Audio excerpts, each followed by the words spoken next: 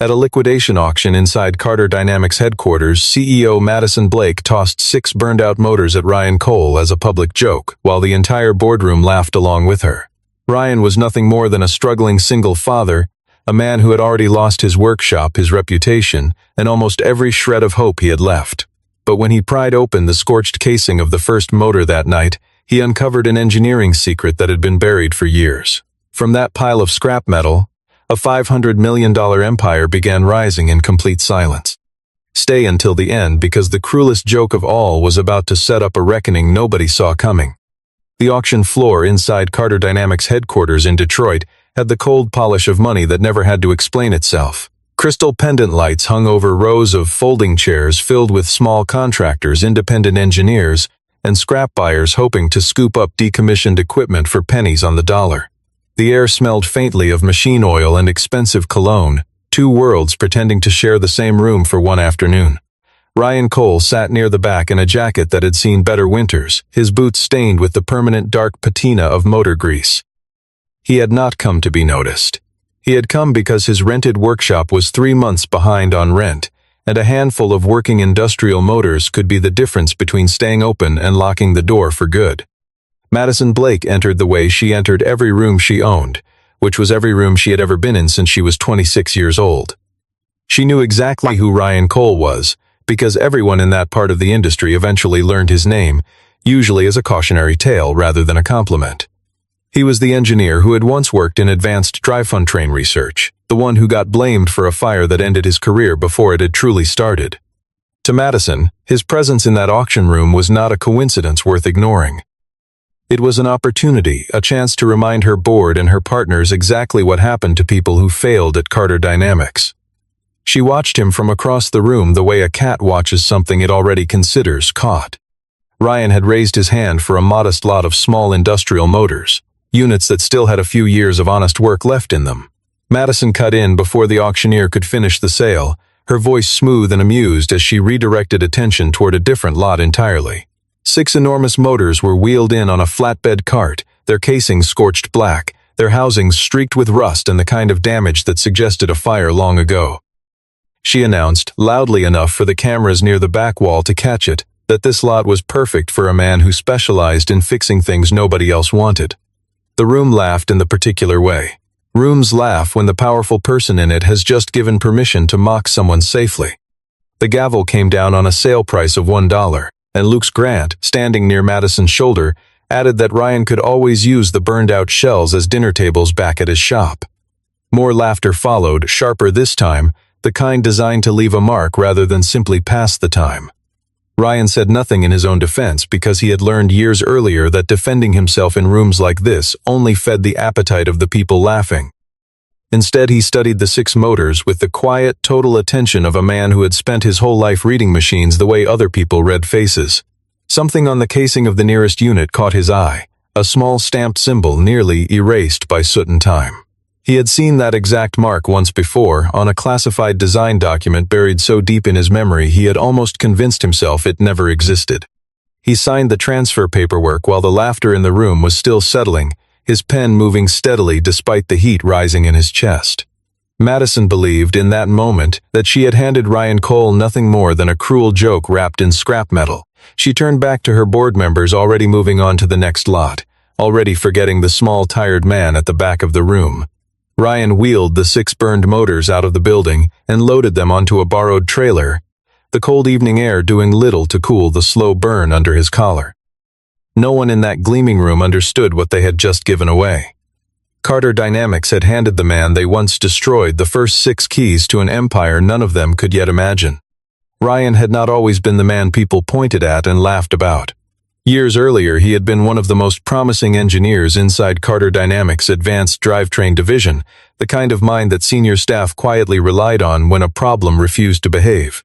He had proposed a new thermal management approach for high-output motors, a design meant to solve overheating issues that had plagued the company's most ambitious product line. During a live test of that design, a fire broke out in the testing bay, and within weeks the entire project was frozen and quietly buried. Ryan was told in a meeting that lasted less than 10 minutes that he had deviated from approved specifications and caused the failure. He lost his position, his reputation, and any real chance of working at that level again, all without ever seeing a shred of evidence against him. He had always known, somewhere deep in his chest, that the failure had not been his fault, but knowing something and proving it were very different animals. Critical pieces of testing data had vanished from the company servers in the days following the fire, conveniently erasing the trail that might have cleared him. The final incident report had been signed off by Lucas Grant, a fact Ryan noted at the time and never quite managed to forget. He had considered legal action once, sitting across from a lawyer who quoted him a retainer larger than anything he could imagine paying. Without money, without documentation, and without anyone willing to risk Carter Dynamics' anger on his behalf, he let the matter die the slow death of practical defeat. He told himself it was the only choice available to a man with a daughter to feed and no savings left to burn on a fight he might lose anyway.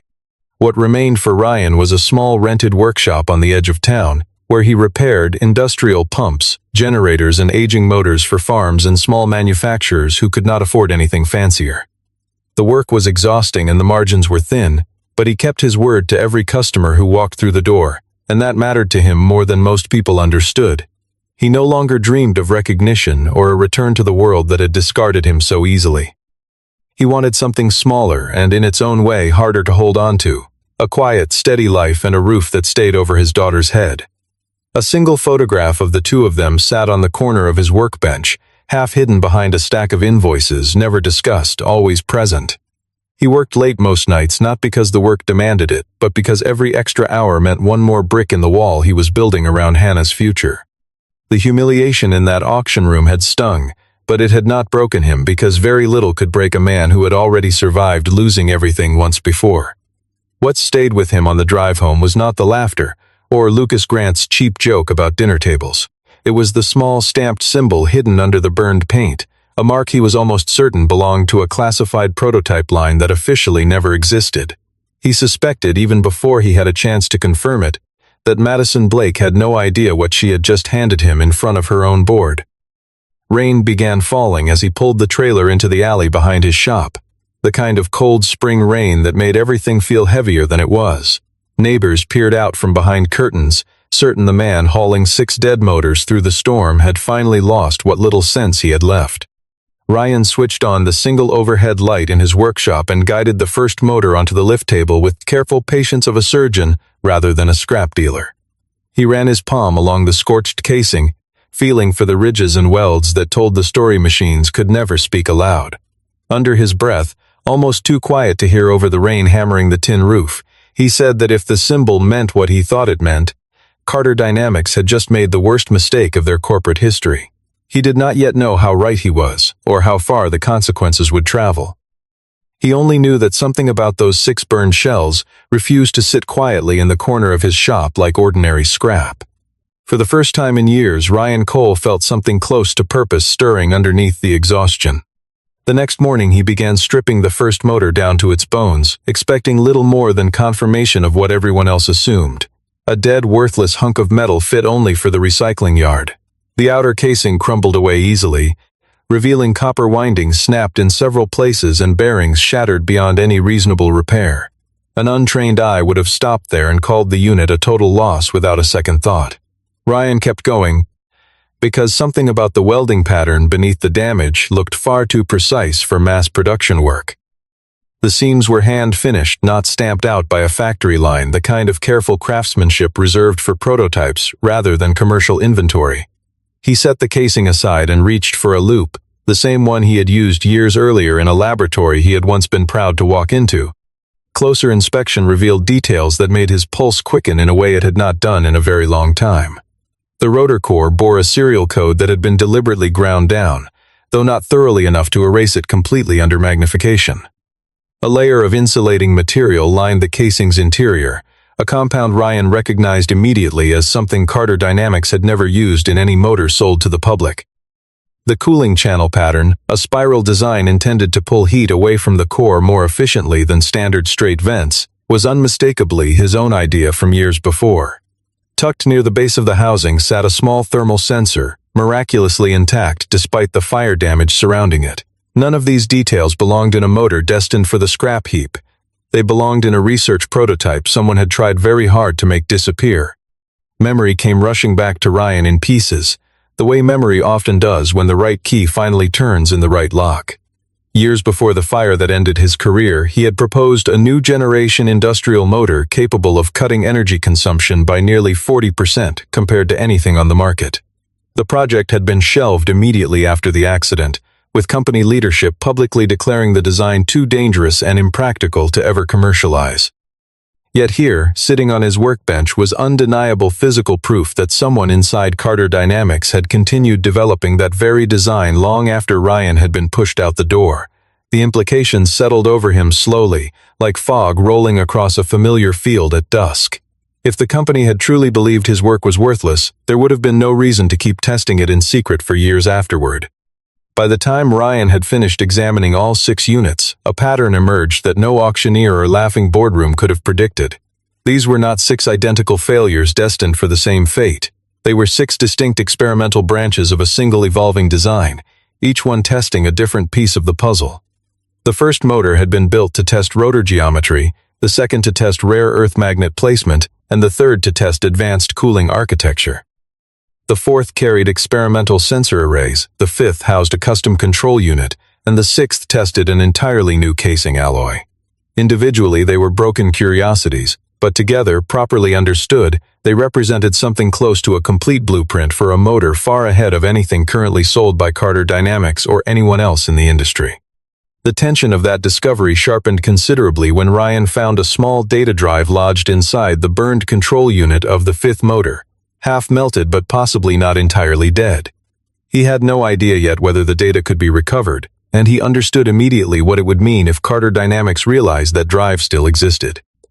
A company willing to bury an entire research project and quietly blame an innocent engineer for its failure would not hesitate to reclaim evidence that could expose them. Ryan locked the workshop door that night for the first time in longer than he could remember, sliding an old steel bar across the frame for good measure. He called Evelyn Brooks the following morning, choosing his words carefully, asking only whether a buyer had any legal right to study equipment a company had voluntarily discarded as scrap. Evelyn's answer was immediate and direct. Keep every receipt, every auction document, every photograph of the equipment's condition, because someday those details might matter far more than either of them yet understood. News of the auction joke traveled back to Carter Dynamics in the casual, careless way office stories often do, passed around during an internal meeting as a piece of harmless entertainment. Madison retold the story of the 6 burned motors with obvious relish, and several junior executives laughed along in the practiced way people laugh when they want to stay in a powerful woman's good graces. Carter Blake, sitting at the head of the table, did not laugh nearly as much as the rest of the room. He asked, almost offhandedly, which storage lot the 6 units had come from, a question that seemed to mean nothing to anyone except the one man in the room who suddenly went very still. Lucas Grant felt his stomach tighten the moment he heard the lot number spoken aloud in front of the board. He excused himself shortly after the meeting and pulled up the liquidation records on his own terminal, scanning line after line until he found what he feared he would find. That lot of 6 motors had never been authorized for public sale. It belonged to a research archive that was supposed to have been destroyed years earlier, quietly and permanently. Somewhere along the administrative chain, a clerical error had let it slip into the general liquidation inventory instead. Lucas understood almost immediately that Ryan Cole, of all people, was now the only person outside the company who might recognize exactly what those motors represented. The realization sat in his chest like a stone dropped into still water, sending ripples he could not yet control. He had spent years building a comfortable life on top of a secret he had assumed was buried deep enough to stay hidden forever. Madison, for her part, remained entirely untroubled by any of it, certain that a man with no money, no staff, and no remaining reputation posed no realistic threat to a company worth billions. She told her assistant that a former engineer fixing irrigation pumps in some rented shed could hardly shake the foundations of an empire like Carter Dynamics. She did not notice the change in Lucas's posture, the new tightness around his eyes whenever Ryan's name came up in conversation. Lucas suggested, in a tone he hoped sounded purely procedural, that the company offer to buy back the 6 units in order to avoid any potential environmental liability. Madison agreed without much thought, treating it as a minor housekeeping matter rather than anything worth her real attention. She had no idea that the man pulling the strings beside her was acting purely out of fear rather than diligence. A company representative arrived at Ryan's workshop 2 days later, offering $5,000 for the same 6 motors that had sold for $1 at auction. Ryan listened politely, then asked the obvious question: why would scrap worth $1 suddenly become worth $5,000? The representative stumbled through a vague explanation about company recovery policy, clearly uncomfortable and clearly unprepared for the question. Ryan declined the offer with the same calm he had shown in the auction room, thanking the man for his time before closing the workshop door behind him.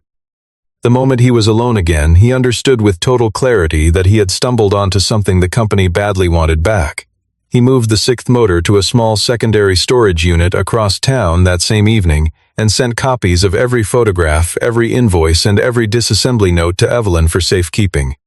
Lucas received word that Ryan had refused the buyback offer, and the news landed harder than he expected it to. He pulled an old personnel file from deep storage, one bearing Ryan's name and a single damning line near the bottom. Prototype failure assigned to Cole. He stared at that line for a long time, remembering exactly how it had come to be written and exactly whose signature had authorized it.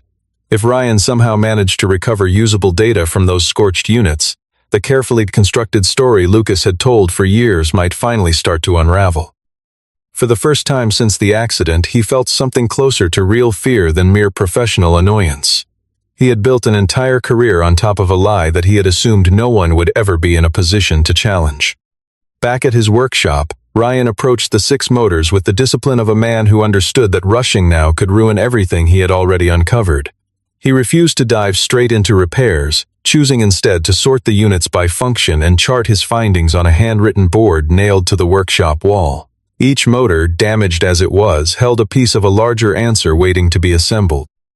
The first unit's rotor had burned badly, but its core structure remained intact enough for Ryan to recognize a vibration reduction design Carter Dynamics had once formally rejected as impractical. He spent days recreating the rotor's exact geometry using an old design program and careful manual measurements, cross-checking every dimension against memory and instinct built over years of hands-on experience.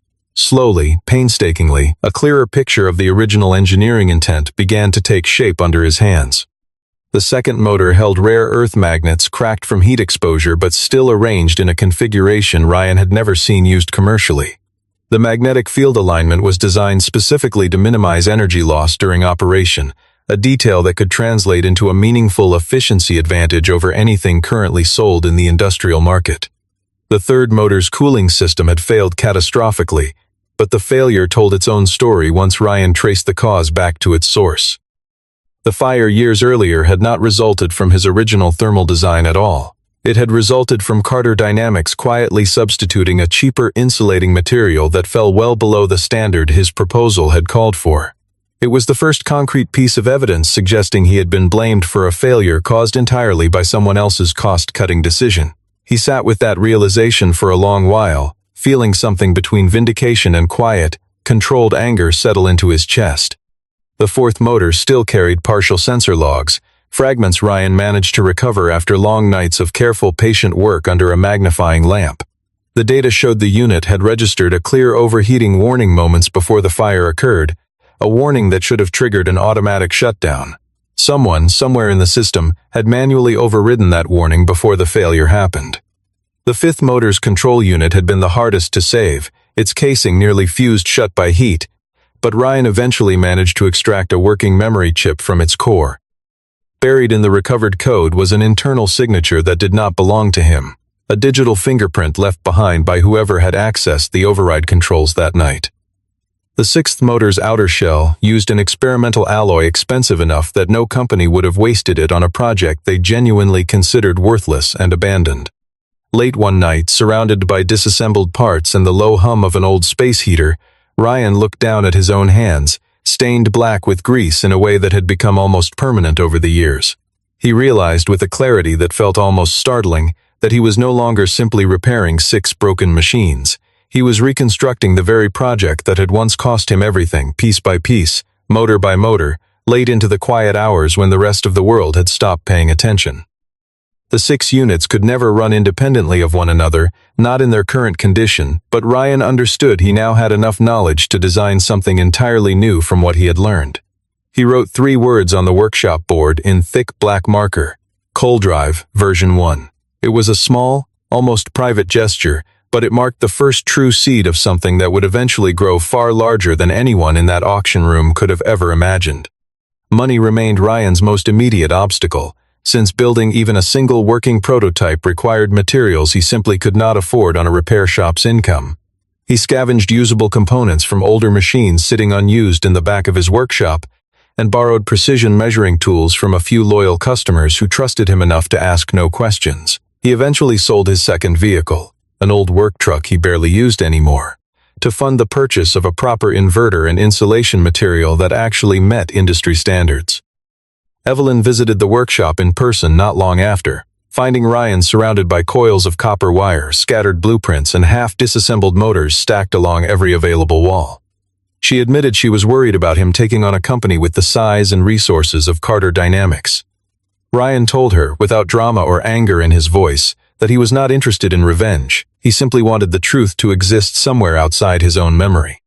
Evelyn, ever practical, insisted that Ryan begin keeping a detailed daily log of every step in his development process, separating what he had legally purchased from what he was now personally inventing. She explained, patiently and clearly, that the line between inherited property and new intellectual contribution would matter enormously if Carter Dynamics ever decided to challenge him in court.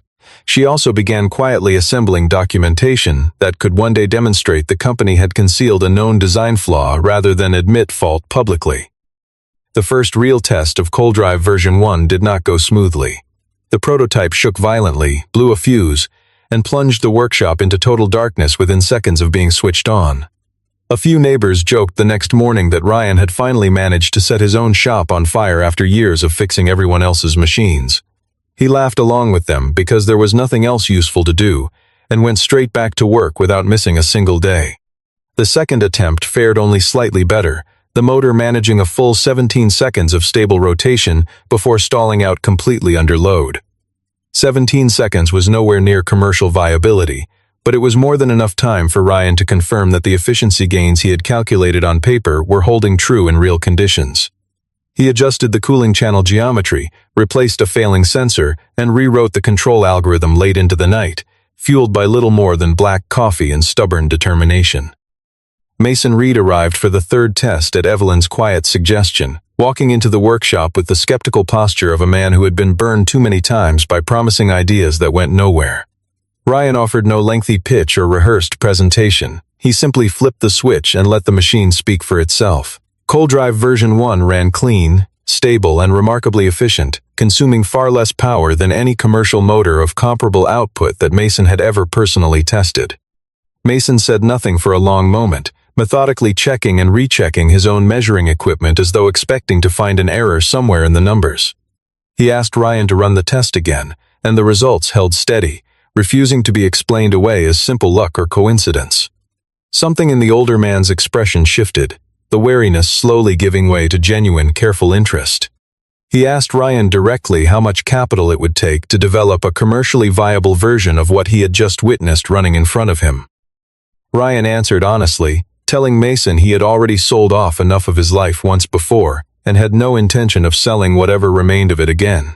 Mason replied calmly that he had no interest in buying Ryan's soul. He wanted to invest in something capable of keeping Carter Dynamics awake at night, and for the first time in years, Ryan allowed himself to believe that a different future might actually be possible. With Evelyn handling the legal foundation and Mason providing the first round of capital, Coal Drive systems came into existence on paper within a matter of weeks, though it would take far longer to feel real. Mason's investment came with one condition Ryan welcomed rather than resented. He would keep full control over every engineering decision the company made going forward. The business began as little more than the same rented workshop, 3 loyal mechanics, a part-time bookkeeper, and a small lease storage unit down the road.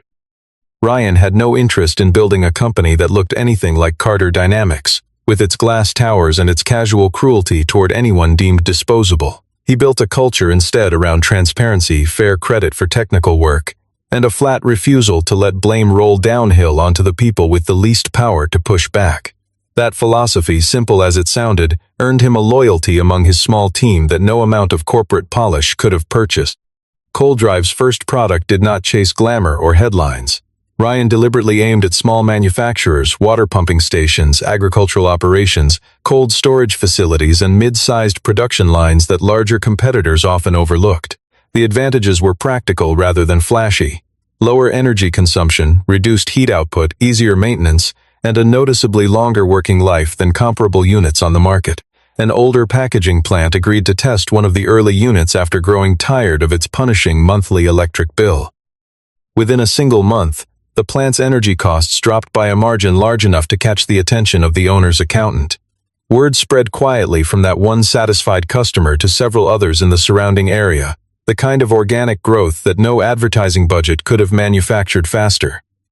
Carter Dynamics barely registered the name ColdDrive at all during this period, dismissing it as just another small startup too insignificant to matter.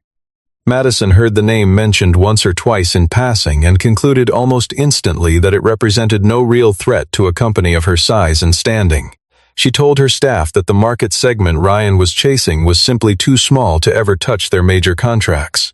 Lucas remained far less comfortable with the situation, though he still lacked the courage to bring his full concerns to Madison directly. Mason had floated the idea of pitching Ryan's story to the press, the tale of a humiliated single father turned quiet inventor, certain it would generate enormous public interest. Ryan refused outright, insisting that the product should speak first and the story, if it ever needed telling at all, could come later. That choice only deepened the mystery surrounding ColdDrive among the handful of engineers and buyers who had already seen the motors perform. Orders began arriving steadily, first one, then two, then a slow but unmistakable stream that kept the workshop lit late into the night more often than not. Ryan still had no idea that Madison continued to imagine him quietly repairing scrap metal in obscurity, while her own clients had quietly begun comparing electric bills behind closed doors. The first real warning sign appeared when a long-standing Carter Dynamics client delayed renewing a major service contract, citing an ongoing trial with a smaller, more efficient supplier. Madison felt a flicker of irritation but nothing close to genuine alarm at that stage. A second signal followed soon after when 3 separate manufacturing clients requested significant price reductions, openly citing performance data from a company called ColdDrive Systems as their justification. Carter Dynamics' own engineering team reviewed the figures expecting to find exaggeration or error, and found instead that the numbers were entirely accurate. Madison demanded to know exactly who stood behind ColdDrive Systems, expecting some well-funded competitor she had simply failed to notice sooner.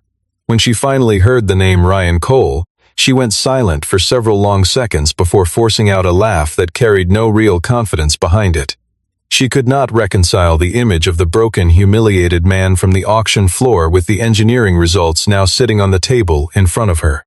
Lucas pushed quietly for legal action, suggesting Ryan had stolen trade secrets that rightfully belonged to Carter Dynamics. Evelyn, however, had already prepared a thorough paper trail documenting the auction purchase, every stage of development, and every original improvement Ryan had personally engineered from that point forward. Carter Dynamics found itself without anything close to a solid legal foundation to stand on, no matter how badly Lucas wanted one to exist. Madison eventually invited Ryan to headquarters under the polite language of exploring a potential partnership, though her real goal was buying ColdDrive at a fraction of its true value before it grew any larger. Ryan agreed to the meeting, not out of financial need, but because some part of him wanted to walk back into the very room that had once laughed at his expense. Madison opened with an offer of $3 million, framing it as a generous final opportunity for Ryan to return to the professional world on respectable terms. Ryan calmly placed a printed performance report on the polished table between them, letting the numbers speak before he ever said a word himself. He told her she was not really trying to buy a company. She was trying to buy his fear, and that particular asset had never been for sale. Madison's expression hardened as she warned him that he had no idea who he was choosing to stand against, and Ryan answered that he understood perfectly well, since Carter Dynamics itself had taught him that lesson the hard way years earlier. Lucas, increasingly desperate as ColdDrive's momentum continued building, made a decision that would ultimately destroy what little security he had left. He quietly hired someone to sabotage the electrical systems at Ryan's workshop the night before an important product demonstration scheduled for a major potential client. The resulting overload struck just hours before the event, wiping out a significant portion of recent testing data and damaging the primary commercial prototype. Ryan arrived in time to contain the fire before it spread, though the equipment damage was severe enough to threaten the entire demonstration. Rather than panic, he focused immediately on the technical pattern of the failure itself, noticing an unsettling resemblance to the very accident that had ended his career years before. In both cases, a thermal warning system had been deliberately disabled from outside the unit, rather than failing on its own. Evelyn moved quickly to investigate, comparing the new incident against fragments of data Ryan had previously recovered from motors 4 and 5 back during his earliest analysis. The exact same override code appeared in both instances, an unmistakable digital fingerprint pointing directly toward an old administrative account once used by Lucas Grant. The discovery confirmed something Ryan had quietly suspected for weeks. The original fire that destroyed his career had never been his fault at all. Carter Dynamics had secretly replaced his approved insulating material with a cheaper substitute to cut costs, and when the resulting overheating triggered a warning, Lucas had disabled it rather than risk halting the test in front of important investors. After the fire occurred, Lucas had simply redirected blame onto Ryan to protect his own position and the company's carefully managed reputation. Mason urged Ryan to release the evidence publicly without delay, but Evelyn cautioned that timing would matter as much as the truth itself if they wanted to protect both Ryan's reputation and his company's future. Working through the night with his small, exhausted team, Ryan rebuilt the damaged prototype using backup designs drawn directly from his original analysis of the 6 recovered motors. By morning, he stood in front of the scheduled client looking tired but entirely unshaken, ready to demonstrate a machine that had nearly been destroyed only hours earlier. Cold Drive version 2 ran flawlessly under heavy load, its intelligent cooling system performing exactly as designed even under conditions meant to stress it to failure. The client watched the numbers in real time, visibly impressed by both the efficiency gains and the obvious safety improvements built into the unit.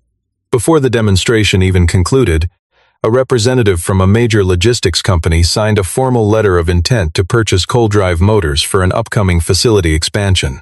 News of the successful demonstration spread quickly through industry circles, and Cold Drive's projected valuation climbed sharply within days, leaving Lucas pale and increasingly desperate as he watched the recorded footage circulate among people who mattered. The momentum following the logistics contract proved impossible for anyone to ignore, as larger manufacturers began reaching out to Cold Drive faster than Ryan's small team could even respond to the inquiries. Industrial investment funds started competing for a position in the company, eager to attach themselves to what was quickly becoming one of the fastest-growing names in electric drivetrain technology. Cold Drive opened its first proper assembly facility not long afterward, though Ryan insisted on keeping his own office inside the original workshop as a permanent reminder of where the company had truly begun. He walked past rows of new equipment every morning with the same quiet humility he had carried since the very first day, never once forgetting the value of a single-dollar auction lot. When the Series B funding round finally closed, Cold Drive Systems was officially valued at $500 million. Mason told a room full of reporters that it stood among the fastest-growing electric drivetrain companies the industry had seen in over a decade. The story behind Cold Drive's rise inevitably found its way into the press, and the tale of 6 burned motors purchased for a single dollar became impossible for journalists to resist. Carter Dynamics, meanwhile, found itself sliding into a crisis it had never seriously prepared for.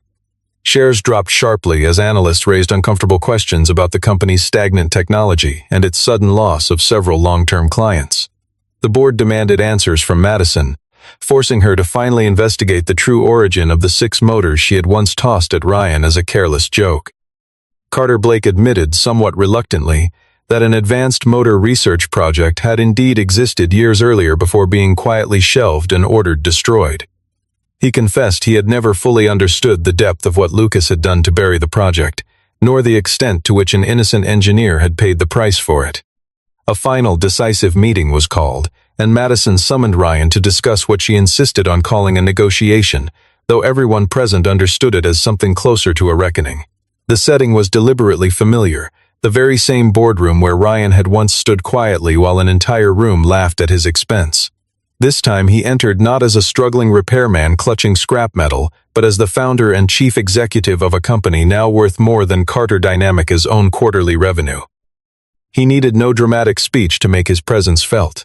The silence that fell over the room the moment he walked through the door said more than words ever could have. Madison attempted one last maneuver, proposing a merger between the two companies framed as a mutually beneficial partnership. She suggested, carefully and almost gently, that cooperation now might allow certain unpleasant details from Ryan's past to quietly disappear from public memory. Ryan answered without raising his voice, telling her plainly that he had no interest in anyone quietly cleaning up his reputation through a private backroom deal. What he wanted and what he had built an entire company partly in pursuit of was the simple truth made fully public for anyone willing to look. Evelyn stepped forward at that point and laid out the complete body of evidence across the table for the entire board to see. There were original auction receipts proving the lawful purchase of the 6 motors, detailed development logs documenting every stage of Ryan's independent work, and recovered data confirming that a thermal safety warning had been deliberately disabled years earlier. Alongside that sat cleared documentation showing Lucas Grant had personally signed a falsified incident report blaming Ryan for a failure he never caused. Lucas tried weakly to dispute the findings, but the evidence in front of the board left no real room for denial. Carter Blake ordered the company's legal department to seal every related file immediately, his expression a mixture of anger and quiet, belated regret. Madison realized in that moment that she had been used by Lucas for years without fully grasping the extent of it, though she also understood she could not entirely escape responsibility herself. It had been her own arrogance and her company's culture of careless cruelty that had created the conditions for Lucas to operate so freely in the first place. The board voted that same week to suspend Lucas pending a full investigation, stripping him of every position and protection he had spent years carefully building. Madison was removed from her operating role shortly afterward, placed instead into a limited advisory position with far less authority than she had ever held before. Ryan left the boardroom without any visible satisfaction in his expression, because the victory he had won had never been about crushing another human being underfoot. In the months that followed, Carter Dynamics faced a formal internal investigation along with significant financial penalties tied to the years of concealed wrongdoing. Lucas found himself facing serious legal consequences of his own, the carefully built career he had protected through deception finally collapsing under the weight of truth. Madison either resigned from her remaining position or was quietly shifted into a role with no real operational power left to wield. Carter Blake issued a formal public statement apologizing directly to Ryan, acknowledging the company's failure to protect an innocent engineer from a lie that had cost him years of his life. Ryan's original technical records were finally corrected, restoring his professional reputation in writing rather than merely in private memory. Engineering schools and manufacturing companies alike began inviting him to speak, eager to hear the story directly from the man who had lived it. Ryan never framed his own story as an act of revenge whenever he spoke publicly about what had happened to him. He described it instead as a lesson about persistence and the quiet, stubborn value of holding on to the truth even when no one else seemed willing to believe it. Madison eventually visited his original workshop alone, without any assistants or cameras trailing behind her, a far different woman than the one who had once laughed so easily in that boardroom.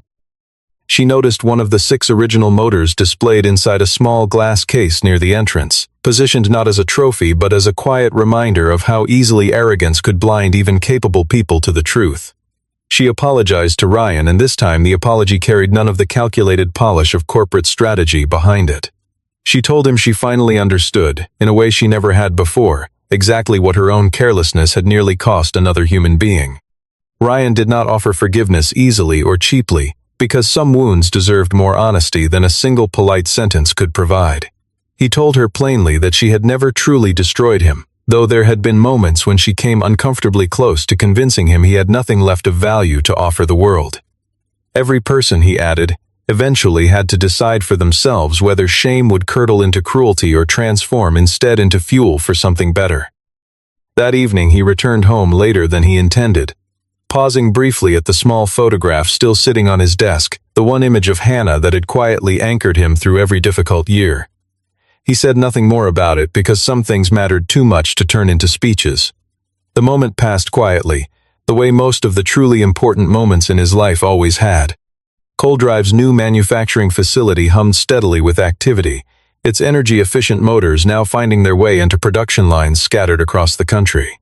Ryan walked the factory floor regularly, moving among the workers not as a distant executive, but as a man who clearly remembered standing exactly where they stood now. The 6 burned motors that had once been thrown at him as a cruel joke eventually became something closer to an informal company legend, repeated quietly among new employees during their first week on the job.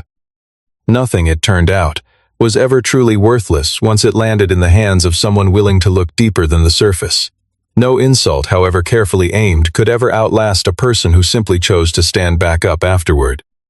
Years later, people still told the story of the day Madison Blake handed Ryan Cole 6 broken motors as a joke, though almost no one remembered the laughter that had once filled that boardroom.